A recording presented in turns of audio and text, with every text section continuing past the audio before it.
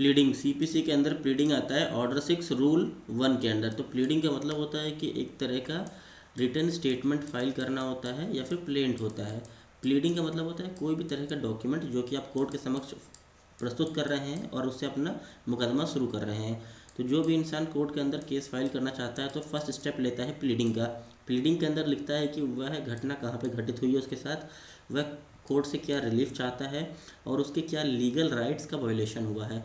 कुछ essential elements हैं pleading के, जैसे कि सबसे पहले प्लीडिंग के अंदर लिखा जाता है कि वह पर्सन कौन है जो केस फाइल कर रहा है और किसके विरुद्ध केस फाइल कर रहा है।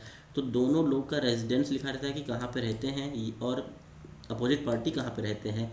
उसके बाद लिखना होता है कि क्या कॉज ऑफ एक्शन है, कहाँ पे घटना घटित हुई है। जैसे मान लो दिल्ली में घटित हुई है, मर्डर हुआ है, या मुंबई में मर्डर हुआ है, तो लिखना होता है कॉज ऑफ एक्शन, कहाँ पे घटना घटित हुई है और किस तरह की घटना हुई है। मटेरियल फैक्ट लिखना होता है, मतलब सिर्फ फैक्ट लिखना होता है। ये नहीं कि आप उसके अंदर कानून बताने लगो। आपको बताना है कि ए ने बी का मर्डर किया है, ये नहीं लिखना है कि धारा 302 के अंडर मर्डर किया है, ये नहीं। लॉ नहीं बताना होता है हमें कोर्ट को, सिर्फ बताना होता है फैक्ट कोर्ट को हमें। और हमें बताना होता है कोर्ट से कि हम आपसे क्या रिलीफ मांग रहे हैं, आपसे क्या प्रेयर डिमांड करते हैं। उसके बाद उस जो प्लीडिंग होती है, प्लीडिंग के अंदर आपको एक वेरिफिकेशन लगाना होता है, statement confirming that the facts are true. एक तरह का वेरिफिकेशन, एक एप्लीकेशन होता है प्लीडिंग के अंदर, उसके अंदर आप लिखते हैं कि जो भी मैं स्टेटमेंट लिख रहा हूँ उस प्लीडिंग के अंदर वो सब सत्य हैं, सत्य घटना पर आधारित हैं, कोई भी मिसलीडिंग जैसा फैक्ट इसके अंदर नहीं लिखा है हमने। फिर इस प्लीडिंग को हम लोग साइन करवाते हैं हमारे एडवोकेट साहब से, और अपना राइट हैंड साइड में खुद भी साइन करते हैं। अब केस चलता रहता है, केस चलने के दौरान अगर आपको लगता है कि इस प्लीडिंग के अंदर कुछ संशोधन करना है तो कोर्ट आपको परमिट कर सकती है, बट उसके अंदर सब्सटैंशियल क्वेश्चन ऑफ लॉ होना चाहिए, तभी कोर्ट आपको अलाउ करेगी इसके अंदर कुछ भी संशोधन करने के लिए, अमेंडमेंट करने के लिए प्लीडिंग के अंदर। अब कुछ फंडामेंटल रूल्स ऑफ प्लीडिंग होते हैं।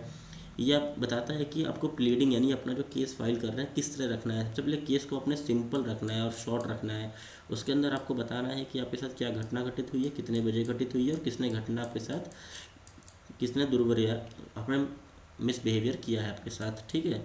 और why you are going to the court, आपको लिखना है कि आप कोर्ट के समक्ष क्यों आए हैं, कि आपका कोई फंडामेंटल राइट का वायलेशन हुआ है, कोई लीगल राइट का वायलेशन हुआ है, या फिर कोई क्राइम हुआ है आपके अगेंस्ट, वो लिखना होता है।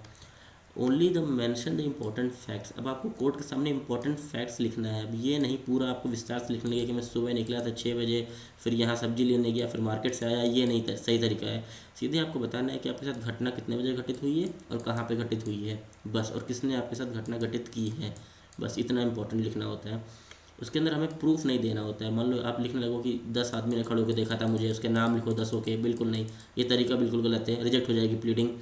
क्योंकि विटनेसेस, गवाहों और एविडेंस लगाने के अलग से आपको एप्लीकेशन मिलती है कोर्ट से, तो वो उसमें आपको लिखना होता है। तो आपको ये पॉइंट तो बिल्कुल नहीं लिखना है कि डोंट इंक्लूड प्रूफ बिल्कुल नहीं लिखना होता है प्लीडिंग के अंदर।